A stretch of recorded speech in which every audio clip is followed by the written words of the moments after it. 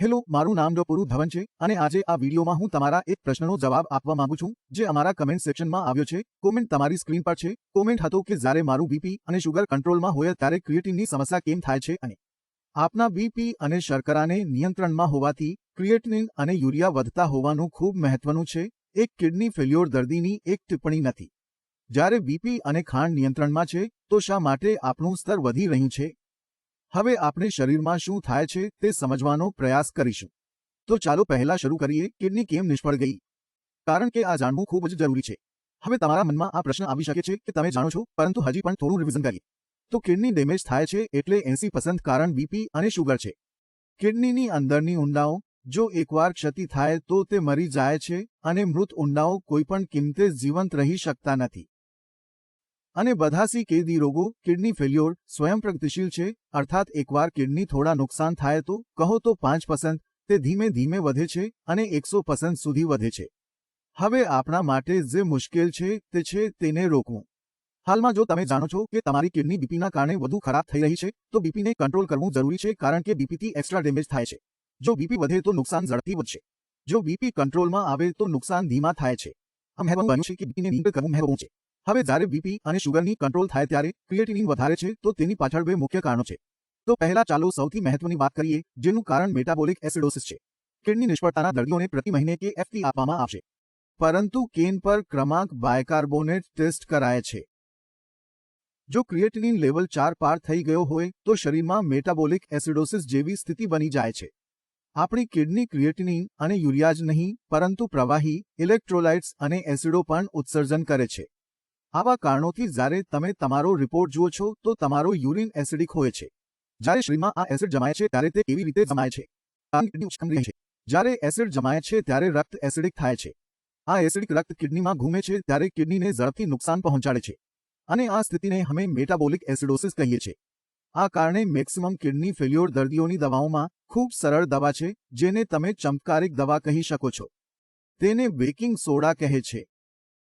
હવે અમે baking soda નથી ખાતા, જે તમારી દવામાં સોડિયમ બાયકાર્બોનેટ જ છે। તમે તમારી દવા લો અને પાછળ નીચે લખેલું જોવાનું નથી। કોઈની પણ પાછળ સોડિયમ બાયકાર્બોનેટ ટેબ્લેટમાં લખેલું હોય। સોડિયમ બાયકાર્બોનેટ એ માત્ર સોડા છે। બેકિંગ સોડા એટલે આપણે ખાવાનું બનાવીએ છીએ, ઢોકળા બનાવીએ છીએ, કેક બનાવીએ છીએ, આ એ જ સોડા છે। આ મેટાબોલિક એસિડોસિસને રોકવામાં મદદ કરે છે। હવે કેટલાક કિસ્સાઓમાં શું થાય છે કે આપણે ગોળીઓ ખાઈએ છીએ, ઓછું ખાઈએ છીએ, તમે મેટાબોલિક એસિડોસિસ પણ વધારશો। કેટલીકવાર આપણે ગોળીઓ લેતા નથી, ડોક્ટરે લખ્યું નથી, અમે લીધું નથી, તો શું થાય છે? તે મેટાબોલિક એસિડ્સ થાય છે, કિડનીને નુકસાન। તેથી આ સૌથી મોટું કારણ છે જ્યાં કેટામાઇનનું મૂલ્ય ખૂબ જ ઝડપથી વધે છે। તે ખૂબ જ ઝડપથી વધશે। ઉદાહરણ તરીકે આ મહિના જશે, પછીના મહિને 10 5 પછી 5 થશે, પછી 2 ઓછું આવશે, 10 5 નહીં આવે, 6 પછી તમને સીધા ડાયાલિસિસમાં જોવા મળશે। તેથી આ સ્થિતિ મેટાબોલિક એસિડોસિસની વજહ છે। તેને નિયંત્રિત કરવા માટે તમે KFT સાથે સીરમ બાયકાર્બોનેટ ટેસ્ટ કરતા રહેવા જોઈએ। સીરમ બાયકાર્બોનેટનું સામાન્ય મૂલ્ય 21 થી 29 હોય છે। તો તમે ચેક કરો કે તમારું સીરમ બાયકાર્બોનેટ કયા મૂલ્યમાં છે। જો તમારું મૂલ્ય ઘટી રહ્યો હોય તો તમારી ટેબ્લેટ્સ વધારવાની જરૂર છે। બીજું, જો તમે મારો ડાયેટ વિડીયો જોવા મળ્યો હોય તો હું ખાટું ન ખાવું, અથાણું ન ખાવું, વિનેગર ન લો, લીંબુ ન લો, તેની પાછળ આ જ કારણ છે। તેથી તમે પ્રથમ વસ્તુ KFT સાથે કરો છો। તે દરેક લેબમાં ઉપલબ્ધ નથી, હું સંમત છું, તે દરેક લેબમાં ઉપલબ્ધ છે, હું પણ સહેમત છું। તેથી તમે એક સારી લેબ પસંદ કરો જેમાં દર મહિને તમારો સીરમ બાયકાર્બોનેટ ટેસ્ટ કરી શકાય। આ થોડો ખર્ચાળ ટેસ્ટ છે, પરંતુ કિડનીને સારી સ્થિતિમાં રાખવા માટે આ ટેસ્ટ મહત્વનો છે। તો આ પહેલું કારણ છે। હવે બીજું કારણ પર જઈએ જે કિડની ફેલ્યોર વિનાના દર્દીઓમાં પણ જોવા મળે છે, અને આને કારણે જ્યારે કેટામાઇનનું લેવલ થોડું વધારે છે ત્યારે તમારા ડોક્ટરો તમને ડાયાલિસિસ માટે સૂચવી શકે છે કે હવે તમને ડાયાલિસિસની જરૂર પડશે। બીજા બિંદુ સમજવા માટે શરીરમાં જોવા જોઈએ કે શરીરમાં વસ્તુઓ કેવી છે। હું તમને સરળ રીતે કહીશ। તમારો હાથ જુઓ, તમને આ વાદળી રેખાઓ તમારા હાથમાં દેખાશે। આ શું છે? આ નસો છે। આ હાથમાંથી રક્ત હૃદય સુધી લઈ જઈ રહી છે। તો એ શું કરી રહી છે? જેમ કે નીચે ધમનીઓ હોય છે અને આ નસો હોય છે, તેમનું કામ શું છે? તેમનું કામ શરીરના જુદા જુદા ખૂણામાં લોહી મોકલવાનું હોય છે। લોહીમાં ઓક્સિજન હોય છે, લોહીમાં ખોરાક છે। ખોરાક વિના કોઈ જીવી શકતું નથી, કોઈ કોષ ટકી શકતું નથી। આ જ રચના આપણી કિડનીમાં પણ હોય છે। હવે કિડનીની અંદર જોવાથી તેમાં હંમેશા જાળીઓ હોય છે, પરંતુ તેમ છતાં જાળીઓ વચ્ચે અંતર છે। તમારી સમજ માટે હું તમારી સ્ક્રીન પર એક ચિત્ર બતાવું છું। હવે જે કોષ આ પુરવઠાની ખૂબ નજીક છે, ધારો કે પુરવઠો નદીની નજીક છે. નદીના પુરવઠાની નજીક હોવાથી પુરવઠો કમ નહીં થાય તેની ખાતરી થાય છે. તમે તેને ઝડપથી લેતા રહો, તમે તેને ઝડપથી આપતા રહો. તે સારું છે. જેઓ દૂર છે તેઓ સીધો પુરવઠો મેળવી શકતા નથી. અને ટ્રાન્સફર શું છે? તે સેલ ટુ સેલ ટ્રાન્સફર છે. એટલે કે તમે મને આપશો, હું આગળ આપીશ, તે આગળ આપશે. સમય પાસ થાય તો પછી એક જ પાસ અને પાસ શું છે? ખોરાક અને નાની સામગ્રી પસાર થાય છે અને પસાર થાય છે. કે આપણે એક આપીએ છીએ, પછી બીજું આપીએ છીએ, પછી આપીએ અને પછી ત્યાંથી સામાન આવે છે. વિરાતા સામગ્રી લેવાનું હોય છે, તે લીધું અને પાછા પાડી દીધું. તેથી આ તમામ સંકલન ચાલી રહ્યું છે. આ સાંકળ છે. જો તમે લાગો છો કે તમારો બ્લડ પ્રેશર વધી ગયો, તમારું જહાજ જે પુરવઠો છે તે ખરાબ થઈ ગયું છે, એટલે હવે પછીનો વ્યક્તિ પહેલા મૃત્યુ પામશે. તે શા માટે મળશે? તે અનપૂર્ણ બંધ થઈ ગયો છે. જ્યારે તે ક્ષતિગ્રસ્ત થાય ત્યારે સાંકળી પરેશાન થાય છે. તમારી આખી સપ્લાય ચેઇન પૂરી થઈ ગઈ છે. આ કારણે કે જ્યાં કિડનીમાં નુકસાન થાય ત્યારે પછી નુકસાન ધીમે ધીમે વધવા લાગે છે. અને આ રોકવા માટે આપણે શરીરમાં બે વસ્તુઓનું પ્રમાણ વધારવું જ જરૂરી છે. પહેલો ઓક્સિજન છે અને બીજું ખોરાક છે. કારણ કે જેટલી સારી રક્તપાત હોય તેટલી સારી આપણા પોષણ કોષો મળશે, તેઓ પણ કામ કરી શકશે.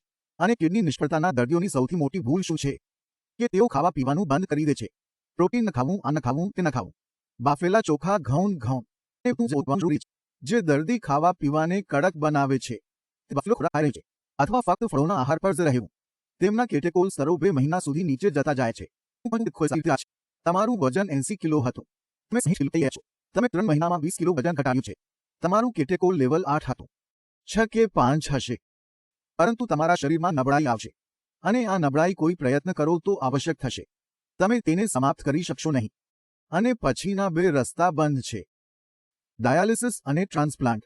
કારણ કે શરીરમાં રોગનું સેવન નથી. ડાયાલિસિસ કરાવી શકતા નથી કારણ કે શરીરમાં શુગર નથી. તમારા માટે ઘણી નબળા છે. પ્રબોધન, બેઠક, ચાલન, બોલવું બધું જ મુશ્કેલ બની જાય છે.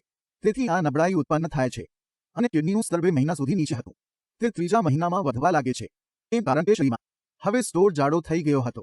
બધું પતી ગયું. હવે શરીર તેના ભંડારનો ઉપયોગ કરી શકશે નહીં. શરીર નબળું પડી રહ્યું છે. તમારી કિડની નબળી પડી રહી છે. અને કિડની જેટલી નબળી હશે તેટલું ઓછું કામ કરશે. તમે જેટલું ઓછું કામ કરશો તેટલું અસર થાય તેવું જોઈશે.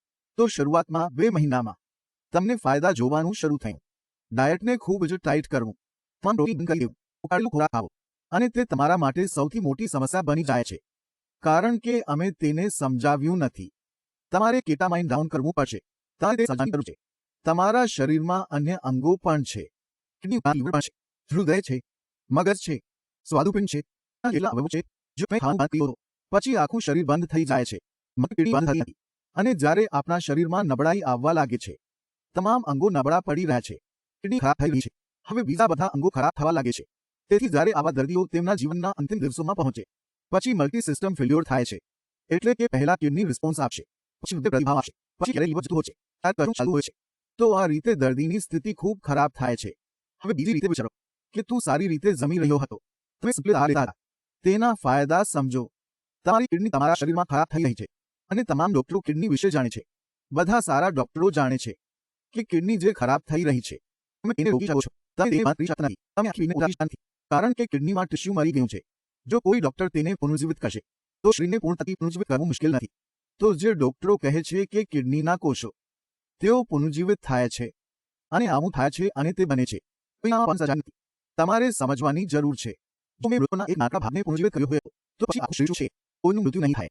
તમે તેને દવા આપશો, એ જીવતો થઈ જશે. પરંતુ આવું થતું નથી. જે કોષો તમારા શરીરમાં મૃત છે તેઓ મરી જશે. તમારે અન્ય કોષોને મળતા અટકાવવા પડશે. અને સારા કોષો તમારે થોડું વધારે કામ લેવું પડશે. કેમ કે કિડની અને યુરિયાનું સ્તર ઓછું થાય તો જ યોગ્ય. અને તે શ્રેયસમાં કરવામાં આવ્યું છે, વિજ્ઞાન અને ઇજનેરીમાં. જેના અન્ય પ્રશંસાપત્રો, અહેવાલો તમે આ ચેનલ પર જોઈ છે. તે આ રીતે શક્ય છે. જ્યારે તમે ખોરાકને ટાઈટ કરો છો ત્યારે તે વધે છે. તમને ખરેખર 2 મહિનાનો આનંદ મળશે કે પ્રોટીન લેવામાં આવશે, પણ તેનો કોઈ ઉપયોગ નથી. તેથી તમારે સમજવાની જરૂર છે. તમે શરીરને શું આપી રહ્યા છો? તમે શું આપી રહ્યા છો? તું શું કરે છે? જલ્દી કેવી રીતે કરી રહ્યું છે? હવે ડાયટમાં ફેરફાર થયો છે. તેમાં થોડી કસરત છે. આહારમાં ફેરફાર માટે પૂરી વિડીયો ઉપલબ્ધ છે. તું જઈને તે જોઈ લે.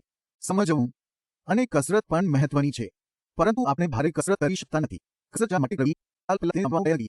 અમે કસરતની સલાહ આપીએ છીએ કે તમે તમારા રક્તમાં ઓક્સિજનની પ્રમાણ વધારો.